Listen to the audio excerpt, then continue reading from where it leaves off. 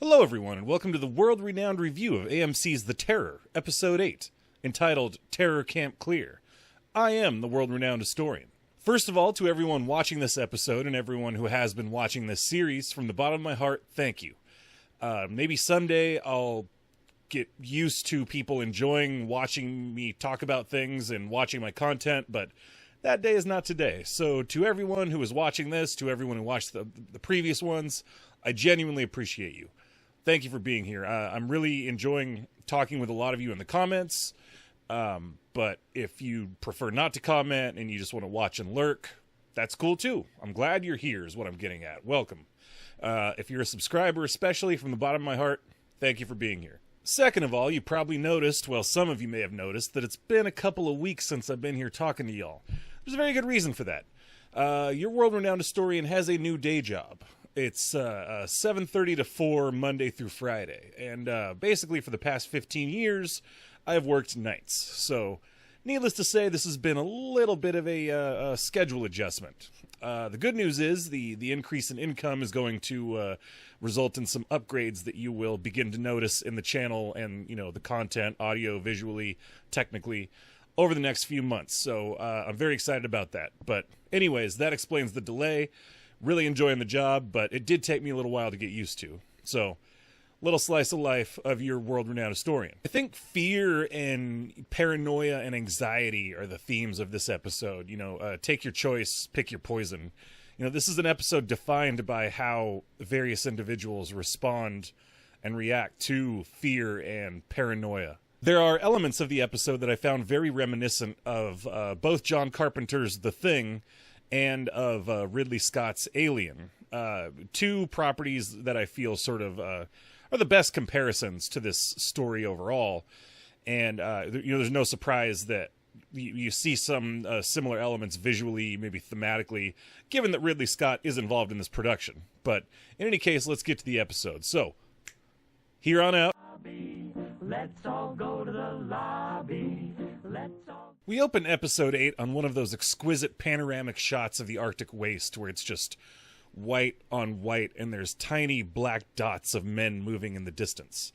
You know, I will say again how incredible it is to me that this show was shot entirely in a studio. It's Crozier and Fitz on their way to James Ross's cairn at Victory Point on King William Island, heading there to leave an update on the status of the men after Graham Gore had done so 2 years previously.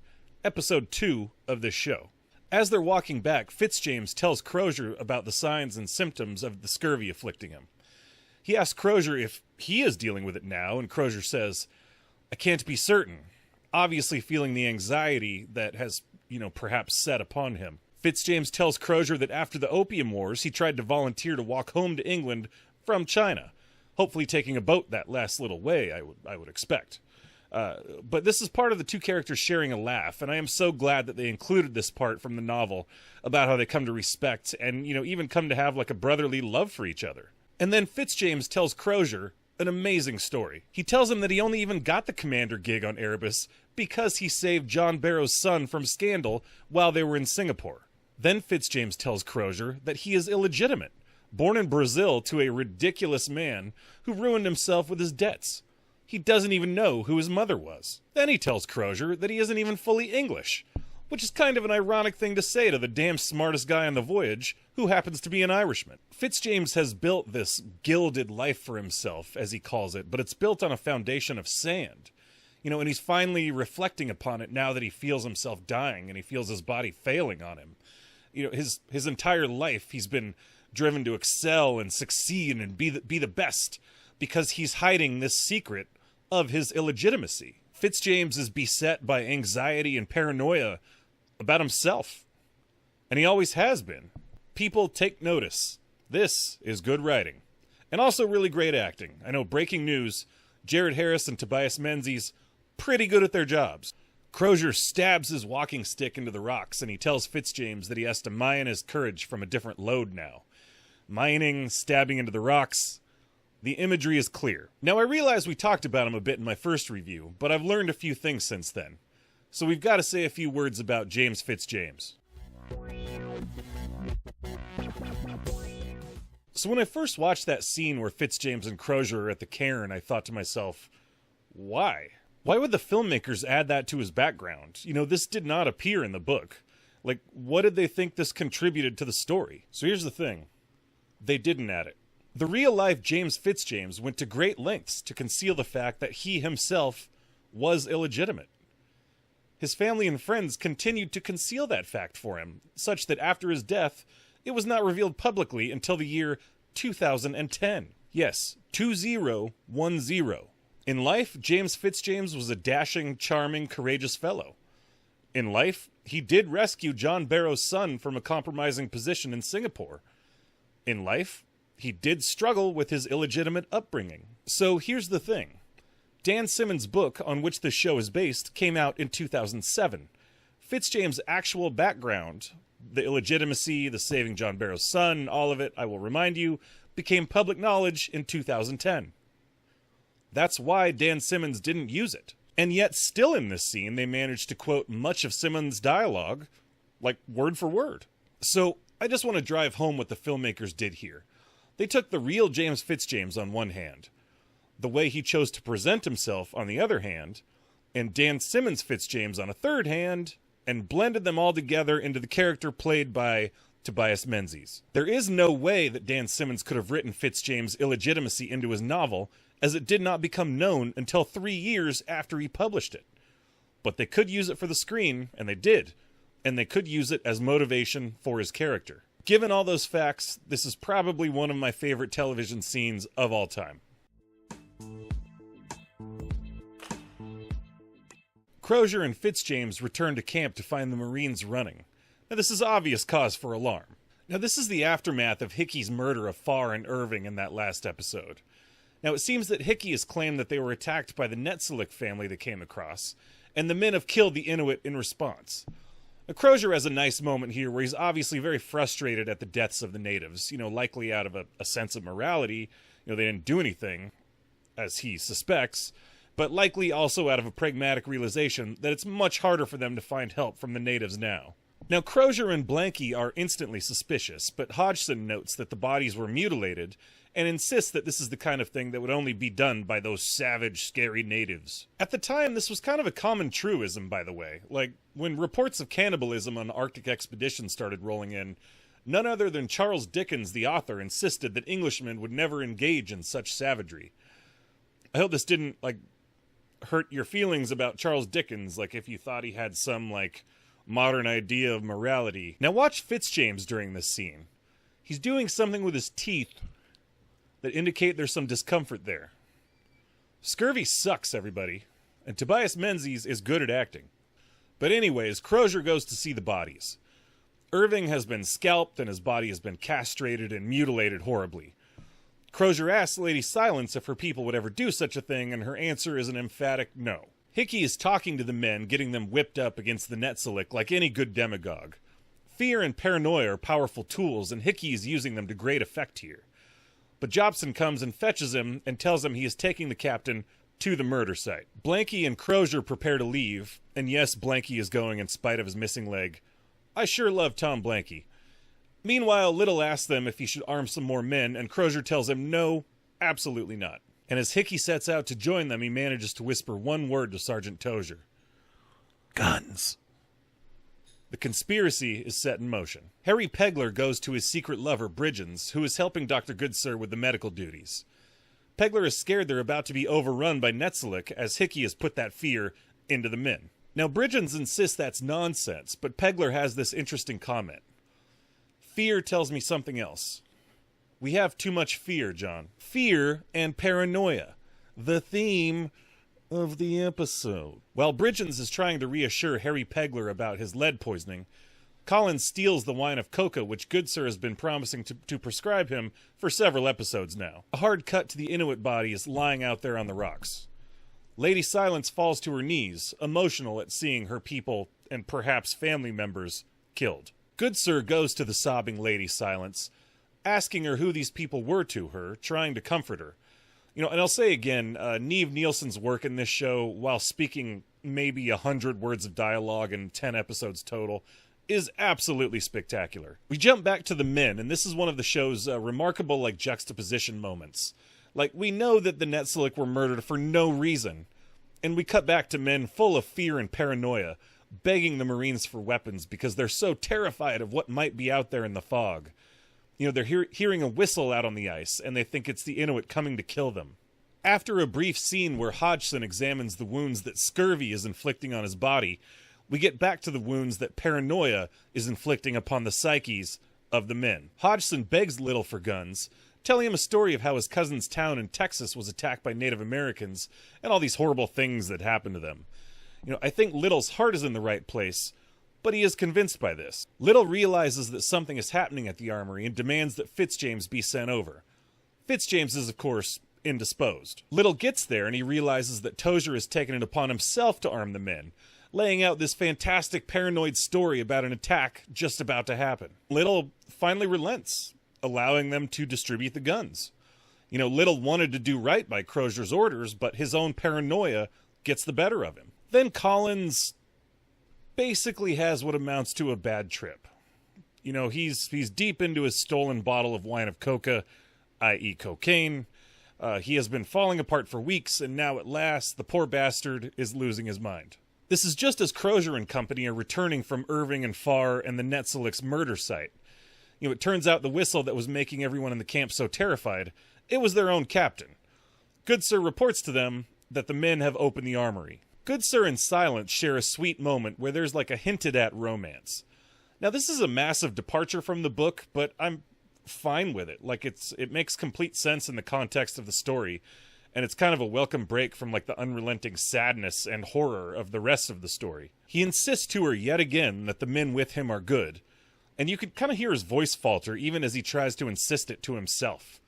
You know, out here surrounded by a fog of anxiety and paranoia, it's hard for anyone to be good. And then Lady Silence vanishes into the fog. Hickey is walking with Gibson and Manson, and he tells them which of the conspirators he wants to be sure are armed, and he tells them to secure a sledge, take charts for themselves, and burn the rest of the charts.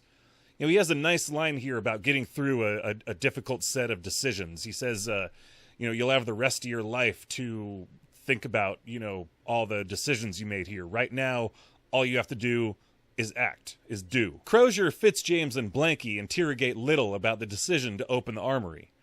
Now, Crozier is actually somewhat understanding of the decision, but he is harsh about it, as he is coming more and more to suspect a plot from Hickey. Then Crozier asks for John Irving's stomach to be opened, which occurs to the discomfort of everyone present except Crozier. In Irving's stomach they find seal meat, scarcely digested. Now they rightly ask the question, why would the Netzelik feed him right before they kill him? They know now that Hickey lied. Crozier orders Hickey and Tozier arrested at the same moment, and then he orders them to find carpenters for the gallows after the court-martial. To the show's great credit, we don't see the arrest scene. We don't need to see the arrest scene. Next we know, Hickey has been arrested and Jopson is guarding him. Hickey hassles Jopson a bit, and Jopson tells him that he's lucky he wasn't shot back there. Hickey tells him that he probably couldn't have hit him, and Jopson says that everything his family ever ate started at the barrel of a gun. Hickey, a person, is at the other end of a barrel of a gun. Foreshadowing. As they talk, you can hear the carpenters in the background, building the gallows. The visual style of the gallows scene deserves special mention. The men are black outlines in their coats, you know, set against the white fog, kind of backlit by the harsh Arctic sun shining through the gallows. Now Crozier gets up and gives a speech as they put the noose on Hickey. He tells them, honestly, that Fairholme's party failed and nobody is coming for them. You know, the speech is essentially meant to undercut any support that Hickey may have garnered via his machinations. Adam Nagaitis' silent work here as Hickey is excellent, and when he gets his turn to speak, he's even better. You know, when he smiles, he's got this sort of like Jack Nicholson from The Shining quality about him.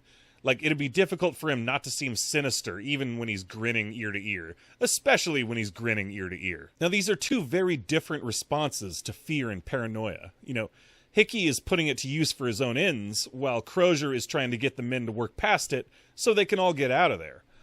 Oddly enough, he's trying to get them to do what Hickey suggested to Gibson and Manson earlier. Don't think about it, just do. In the meantime, somebody is cackling in the background. It comes time for Hickey's last words, and damned if this squirrely little con man isn't still trying to talk his way out of the noose.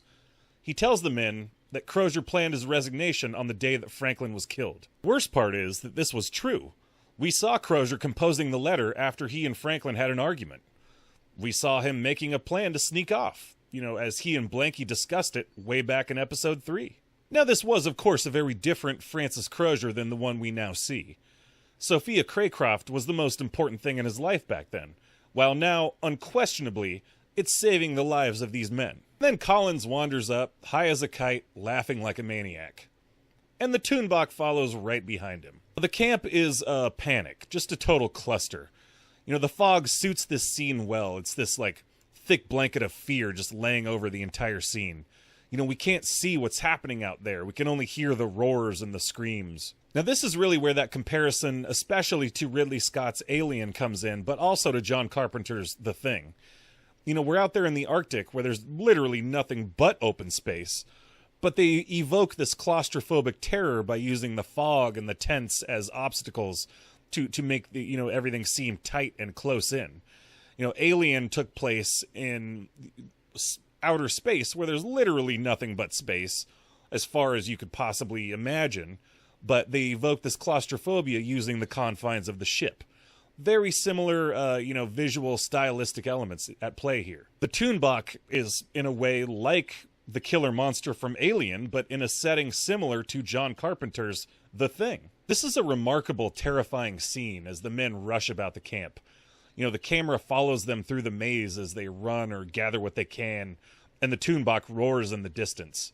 Men are picked off without warning as the creature tears through the tents like they're paper. Little actually gets the drop on Tozier, but Tozier manages to escape by distracting the lieutenant with the knowledge that Crozier was going to sneak away with a single sledge party. Again, back in episode 3. We see Fitzjames unlock something from his personal effects, and it might be a good time to remind you all that he's been to war in China. He got himself some goddamn rockets. Tom Hartnell, bless his little heart, is out there facing off with the Toonbock with a single shotgun when the first of Fitzjames' rockets goes shooting over the Toonbock's shoulder. And I would never lie to you people, I wanted to cheer and clap and jump off of my couch. Fitzy, you ain't no fake, son. Collins is out there wandering in the fog, and he appears to kind of be coming down to his senses, coming down off his high, if you will. But in that moment, the Toonbock runs him down and eats him alive. It's incredibly horrifying. The last thing we see in the episode is Tozier seeing Collins dying on the rocks, and then the sergeant runs off into the fog. So with that, let's pour one out for Henry Foster Collins.